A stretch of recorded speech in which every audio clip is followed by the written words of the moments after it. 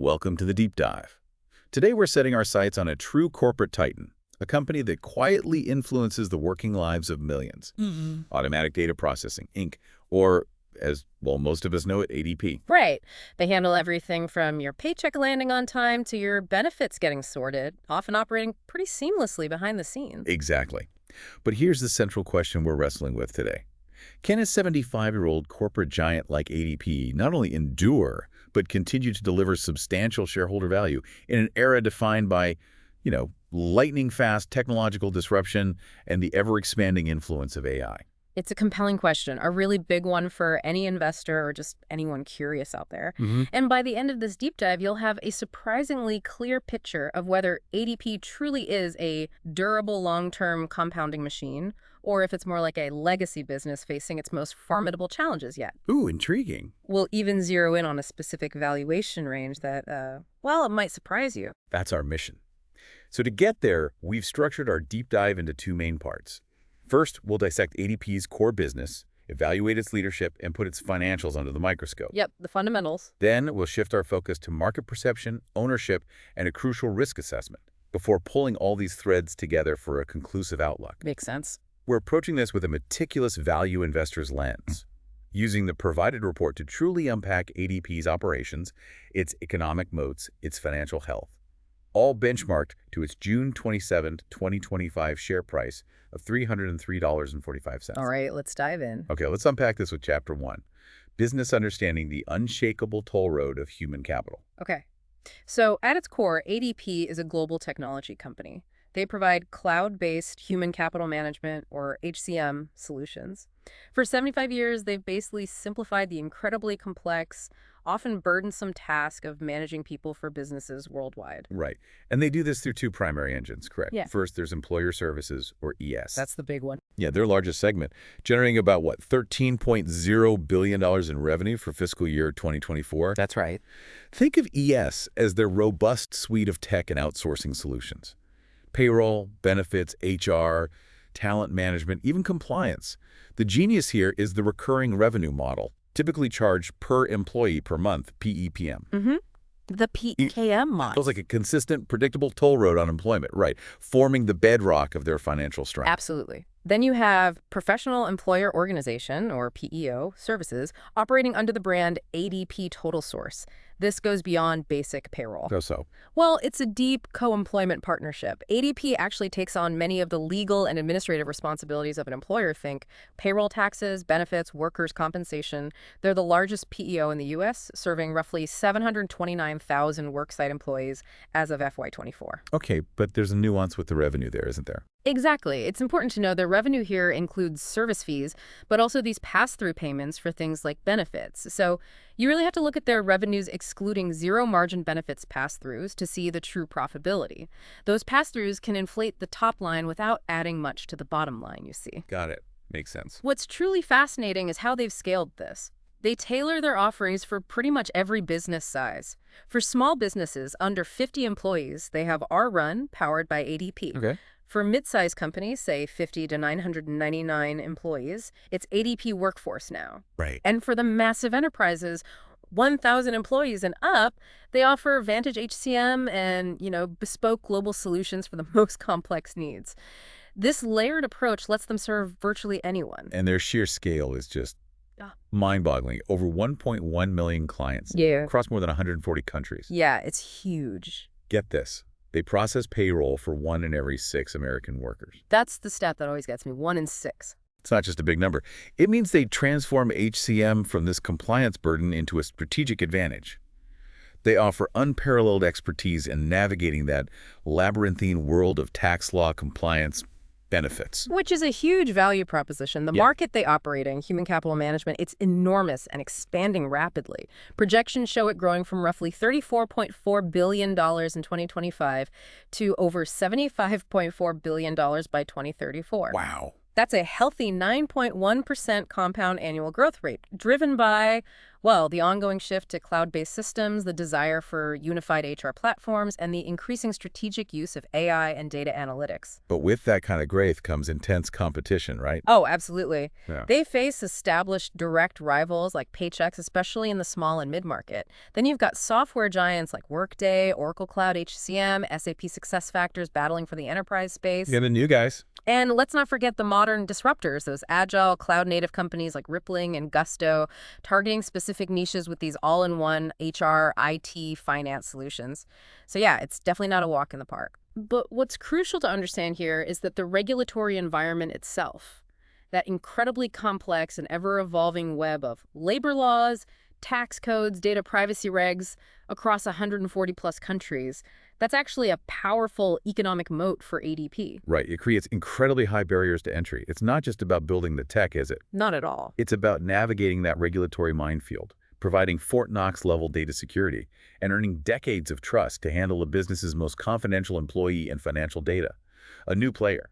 They'd need immense globally compliant infrastructure and years, maybe decades, to build that kind of confidence. It's a huge competitive advantage. Which brings us neatly to Warren Buffett's concept of economic moats. ADP possesses powerful interlocking moats. First, their brand strength and recognition. 75 years means ADP is synonymous with trust and reliability for its 1.1 million clients. That's huge. Second, cost advantages and economies of scale. Processing payroll for 42 million employees worldwide. That allows them to spread their massive investments in tech and compliance across an enormous client base. It creates a structural cost advantage no smaller competitor can really match. And the deepest moat you mentioned, the truly unshakable one. That would be their network effects and high switching costs. Once a company integrates its systems with ADP, leaving is, well, it's daunting. I can imagine. Migrating sensitive data, retraining staff. Reestablishing compliance connections, the operational disruption alone is immense. Their client revenue retention rate of 92.0% for FY24. That empirically shows just how sticky their services are.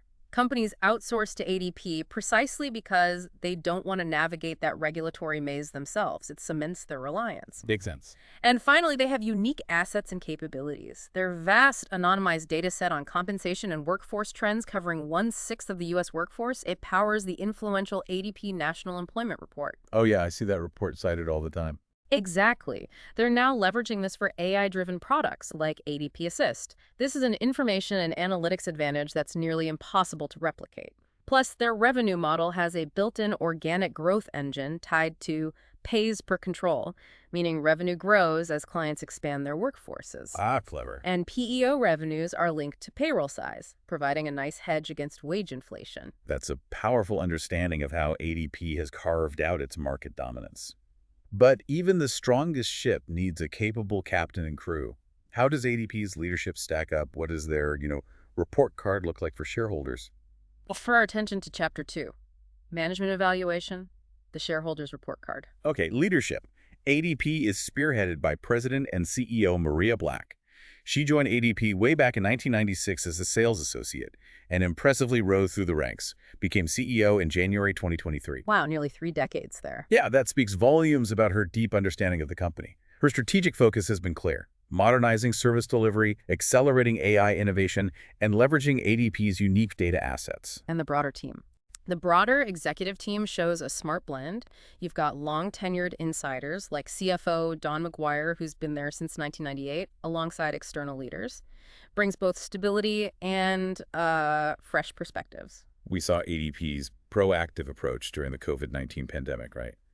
Providing clients with compliance alerts, reports, reinforcing their thought leadership. They handled that well. However, as a custodian of sensitive data, they've also faced data security incidents. There was a 2016 breach involving client-side vulnerabilities, and more recently, late 2024, a third-party partner, BSH, was impacted by a ransomware attack. That exposed data for some ADP clients, including Broadcom. Oof, that's serious. It is, and this latter incident particularly highlights a critical test for management, how they navigate these supply chain security events. Client trust is absolutely paramount, while ADP clarified its own core systems weren't compromised. The client still sees the ADP brand. Exactly. Their trust is ultimately in ADP. This underscores the ever-present operational risk and will likely lead to, increased investment in third-party risk management. Okay. What about transparency and ethics? On the transparency and ethical front, ADP champions integrity is everything. It's formalized by their Code of Business Conduct and Ethics annual ethics training. They also have a responsible AI framework with principles like human oversight, fairness, privacy by design, overseen by a dedicated AI and data ethics committee. That's good. It is. Though it's worth noting their communication during that BSH breach, while factually precise, maybe showed an area for investors to monitor regarding holistic, client-centric communication. Could have been, perhaps, a bit more reassuring. Fair point. But for me, the ultimate report card for management is how they allocate capital and ADP's approach. It's a textbook example of disciplined, shareholder-friendly capital allocation. How so? Their primary focus is organic growth. A hefty $1.3 billion invested in R&D in fiscal year 2024. Their M&A strategy is highly targeted, supplementary. They avoid those bet-the-company deals. For example, acquiring workforce software to bolster workforce management, or PEI in Mexico for global payroll footprint. Smart, bolt-on acquisitions. And returning cash to shareholders, that seems key for them. Absolutely. It's a cornerstone of their financial strategy. They are an S&P 500 dividend aristocrat. An extraordinary 50 consecutive years of dividend increases. 50 years. That's incredible. Half a century. Their target payout ratio is a generous and sustainable 55–60% of earnings. That translated to $2.2 billion in dividends for FY24. They also maintain a consistent share buyback program, reducing their share count by about 1% annually over the past decade. Repurchased $1.2 billion in FY24, which directly boosts earnings per share. So dividends and buybacks are significant. Very. But perhaps the single best measure of management's effectiveness is return on invested capital, or ROIC. This shows how efficiently they're using every dollar of capital to generate profits. And ADP's ROIC is? Nothing short of exceptional. 45.4% for the trailing 12 months and a staggering 50.2% for FY24. 50%? 50.2%. To put that in perspective, ADP is generating nearly 5 times the profit from its invested capital compared to what many, good businesses might achieve. This isn't just efficiency. It means every dollar they reinvest or hold onto compounds at an astonishing rate, it directly fuels their long-term value. Wow. And why is it so high? It's due to their asset-light, scalable business model. They're not building factories. They're leveraging software, data, human expertise. This generates massive free cash flow, much of which is then returned to shareholders, driving that powerful compounding effect. That ROIC figure is truly remarkable. Makes it clear management is disciplined. Okay, now let's peel back another layer and really dig into the numbers themselves. Our next section is Chapter 3, Financial Analysis, an X-ray of the numbers. Right. ADP's financials paint a picture of a mature, highly profitable, and exceptionally stable enterprise. All metrics we're discussing are as of June 27, 2025, remember. Got it. First, their market capitalization clocks in at $123.18 billion. Definitely large-cap blue-chip territory. Looking at their revenue growth trends over the past 5 years, remarkably consistent mid to high single-digit growth. That really highlights the non-discretionary nature of their services, doesn't it? Businesses need payroll no matter the economic climate. Exactly. It's very resilient. Their profit margins for fiscal year 2024 are incredibly strong, demonstrates their scale and pricing power. Adjusted operating margin was a robust 25.5% and consistently expanding. Yeah, net profit margin. 19.5%, meaning they effectively keep almost 20 cents on every dollar of revenue. Very healthy. And when it comes to free cash flow, or FCF, generation, the true lifeblood of any business, ADP is, well, you said gushing earlier. Yes, gushing seems appropriate. They've shown a strong and consistently positive trend, $3.98 billion in FCF for FY24. Superb ability to convert accounting profit into spendable cash. That's impressive. Beyond these metrics, their financial stability is just an exceptionally solid bedrock. They have an exemplary 10-year trend of earnings consistency, diluted EPS steadily growing from $3.14 in FY14 to $9.10 in FY24. Shows a durable model across economic cycles. What about debt? Their debt-to-equity ratio as of March 31st, 2025 was very manageable at 0.51. Conservative capital structure, low financial risk. Their current ratio was 1.02, ample short-term assets for liabilities, sound liquidity. And the dividends we mentioned. And, of course, their dividend stability and growth is a pillar of their investment case, underpinned by that 50-year history. You can really see these rock-solid trends in the summarized 5-year financial performance table in the full report we looked at. Okay, so we've examined the business, the management, the financial health in detail. Now, the critical question for any value investor, what's a fair price for all of this? This brings us to valuation analysis. What's a fair price? Still in Chapter 3. Right. When we look at relative valuation, specifically the price to earnings, or PE ratio, ADP's current PE is 30.96.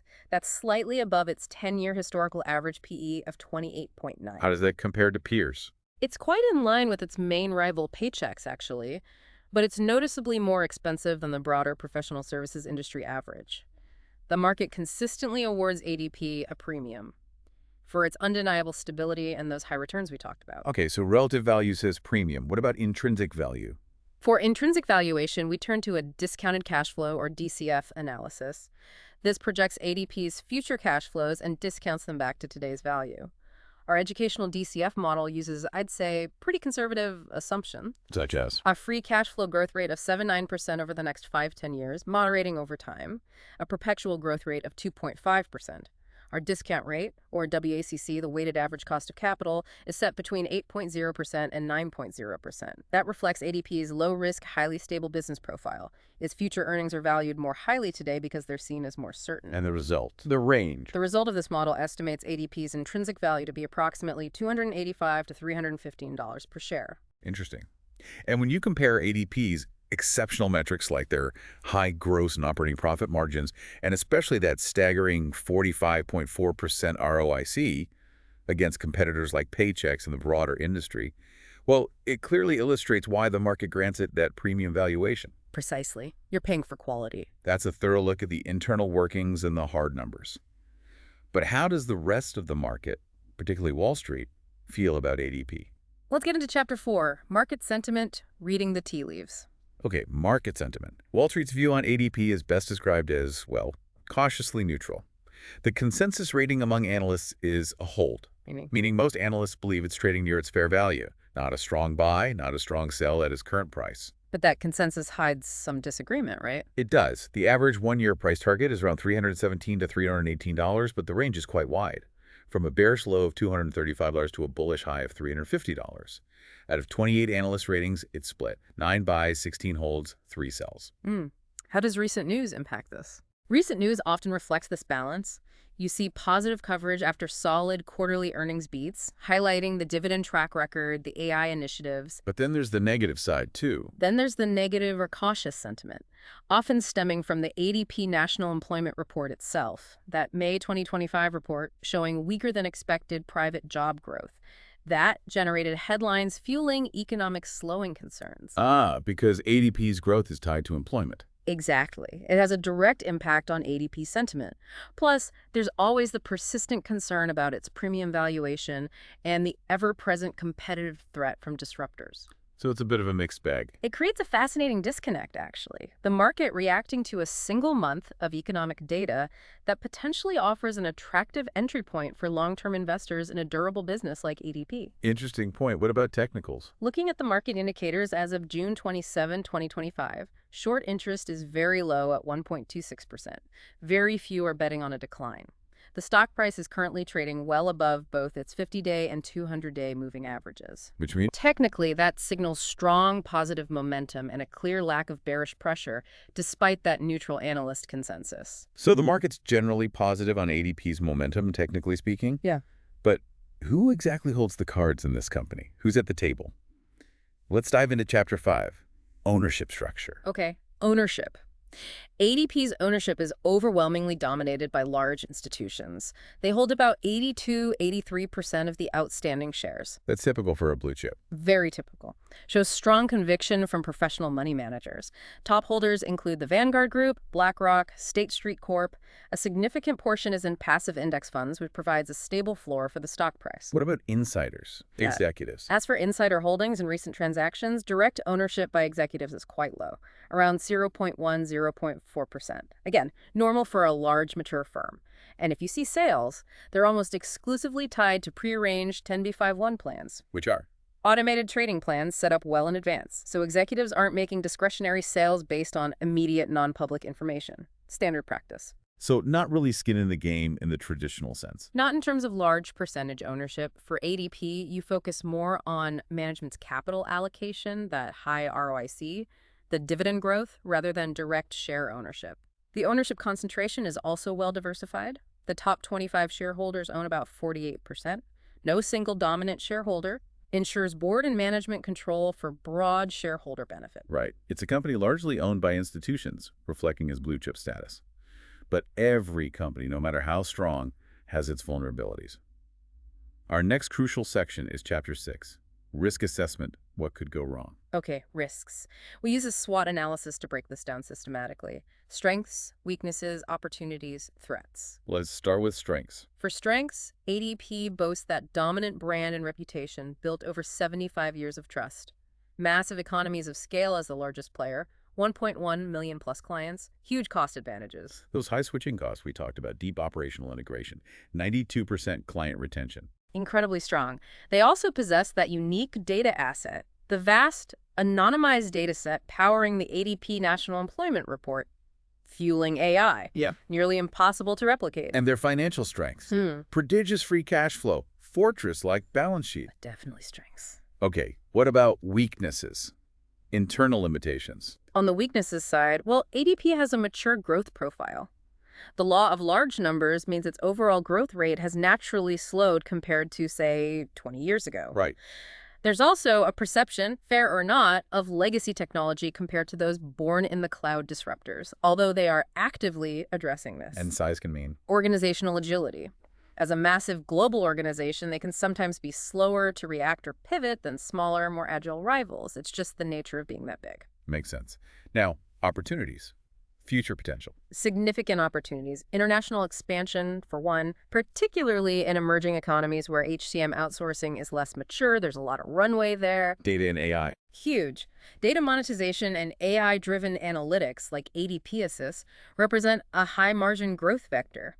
They can also pursue embedded payroll partnering to integrate their payroll engine into other business software. That could be big. And leveraging their existing base. Exactly. Cross-selling. Increasing revenue from their massive existing client base by offering more high-value services. Lots of potential there. Okay, now for the flip side. Threats. External challenges. This is where vigilance is absolutely key, right? Absolutely critical. The intense competition is a persistent pressure. Established giants like Paychex and Workday, but also those agile, venture-backed startups like Gusto and Rippling chipping away at niches. But the biggest one. Arguably, the most significant threat is cybersecurity risks. ADP's greatest strength, its scale, and the vast data it manages paradoxically becomes its most critical vulnerability. Because they're such a target. A high-value target. Their immense concentration of sensitive employee and financial data. A major breach could lead to catastrophic financial penalties, legal liabilities, and most importantly, a permanent erosion of the brand trust that underpins their entire business. And that risk extends to partners, too, like the BSH incident showed. Precisely. This means cybersecurity spending is not discretionary. It's an escalating fundamental cost of maintaining their very existence and their moat. It has to be world-class. Okay, what other threats? Regulation. The regulatory environment is that double-edged sword we mentioned. While it's a moat now, adverse changes like a sweeping simplification of tax laws, unlikely as that might seem, or an increasing patchwork of complex global data privacy laws like GDPR could lead to higher compliance costs and fines. And the economy. Macro factors. Impact of key macroeconomic factors. Right. ADP's business is directly tied to the health of the labor market.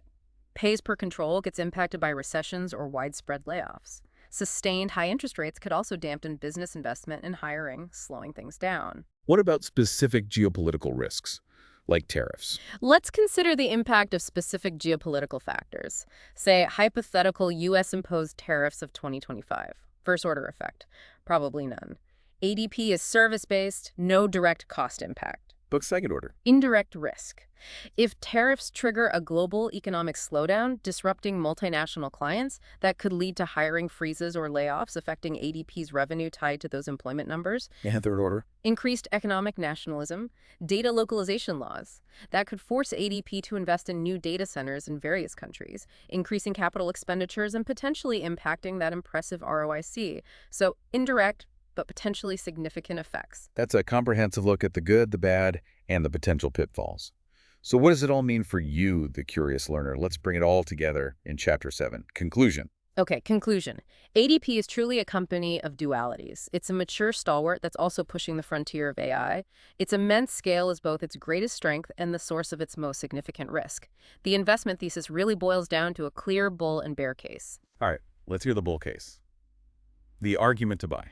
The bull case argues that ADP is a best-in-class, wide moat company, essentially a toll road on employment, as you put it earlier. It has those formidable, reinforcing competitive advantages. Yeah. Unmatched brand trust, massive economies of scale. And incredibly high switching costs from deep operational integration and regulatory complexity.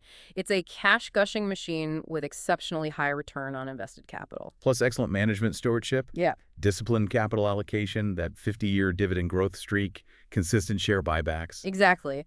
And strategic opportunities in international markets and AI data monetization could provide new high-motion growth. For a long-term, conservative investor focused on quality and compounding, ADP represents a quintessential buy-and-hold type investment. Okay, now the bear case, the argument for caution. The bear case focuses primarily on valuation and future growth. As a mature industry leader, its rapid growth phase is largely behind it. And it trades at that premium valuation, PE over 30. Suggests his quality is already priced in, maybe little margin of safety for new investors. That's the argument. There's also unrelenting competitive pressure from both established rivals and those agile, cloud-native disruptors, which could potentially erode market share, especially maybe in the small business segment. And the big one, cybersecurity. And finally, the significant tail risk from cybersecurity. A major breach could permanently impair the brand trust that is its most valuable asset. It strikes right at the heart of its business model. So to recap our valuation summary from Chapter 3, relative valuation PE around 31, slightly above its 10-year average of 29. And our intrinsic DCF model estimates a value of $285 to $315 per share. Okay, so for our concluding outlook. As of June 27, 2025, ADP's closing share price of $303.45 falls squarely within that estimated intrinsic value range. This suggests the stock is fairly valued. It's not a deep value opportunity trading at a significant discount, but for a quality-focused investor, it's about, as Buffett would say, paying a fair price for a wonderful company. It's a core holding for those seeking a durable, cash-generative business with a proven track record of capital stewardship. And that brings us to the end of our deep dive into ADP. We've explored everything from its fundamental role in payroll to its strategic moves in AI, from its fortress-like financials to the critical cybersecurity risks it faces. We really hope you found these insights valuable. Yeah, hopefully that gives you a much clearer picture. If you want more of these deep dives into fascinating companies and complex topics, well, you know what to do. Like and subscribe to the Stock Analytics AI YouTube channel. And remember, our 4.999-month members get priority deep dives on specific tickers. Over the next few months, we're covering all of the S&P 500 stocks, and members get exclusive priority access. That's right. And if you want a one-off deep dive into a specific stock that interests you, just drop us a super thanks. We appreciate the support. We do. Now, a crucial disclaimer before we go. This analysis was generated by an AI system for educational purposes only. It should absolutely not be considered financial advice. Please conduct your own research or consult with a qualified financial advisor before making any investment decisions. This is just to help you get informed. Absolutely. Thank you for joining us on this deep dive. Keep learning, keep questioning. Until next time.